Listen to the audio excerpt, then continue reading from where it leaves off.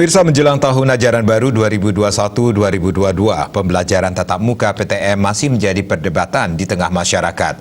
PTM masih memungkinkan untuk dilaksanakan, namun harus memenuhi seluruh persyaratan yang telah ditentukan pemerintah yang disertai dengan pengawasan ketat.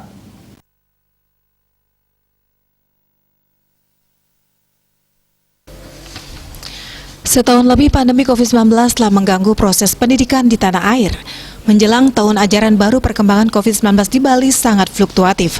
Terlebih munculnya varian baru dari virus corona penyebab COVID-19. Hal ini menjadi pro dan kontra terhadap rencana pelaksanaan PTM di sekolah.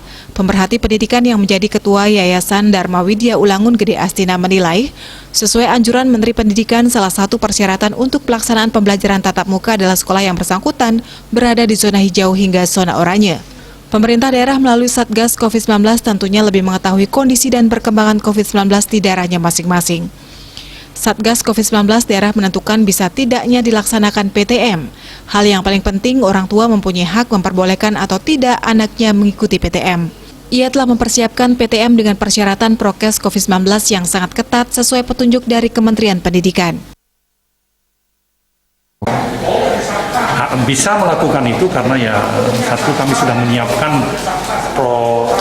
protokol kesehatan dengan sangat disiplin dan sangat ketat, dan kami mengikuti instruksi dari Pak Menteri bahwa ya proses pembelajaran ini jumlahnya kami kurangi gitu ya. Untuk TK dan PAUD itu bisa dilakukan setelah 3 bulan apa yang sudah dilakukan oleh institusi pendidikan yang lebih tinggi, SD, SMP, SMA. Jadi akan dievaluasi gitu ya.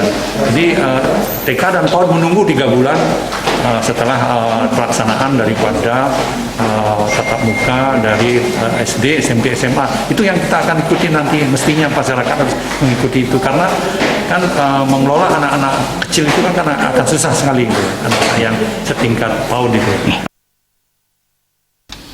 Diharapkan perkembangan COVID-19 di Kota Denpasar dan sekitarnya saat ini sudah melandai. Selain vaksinasi, seluruh masyarakat diminta tetap disiplin mentaati prokes 6M. Di antaranya yakni memakai masker dengan benar, mencuci tangan, menjaga jarak dan menjauhi kerumunan, menjaga imunitas tubuh, mengurangi aktivitas di luar rumah apabila tidak mendesak dan mematuhi segala peraturan. Eka Yana, Bali TV.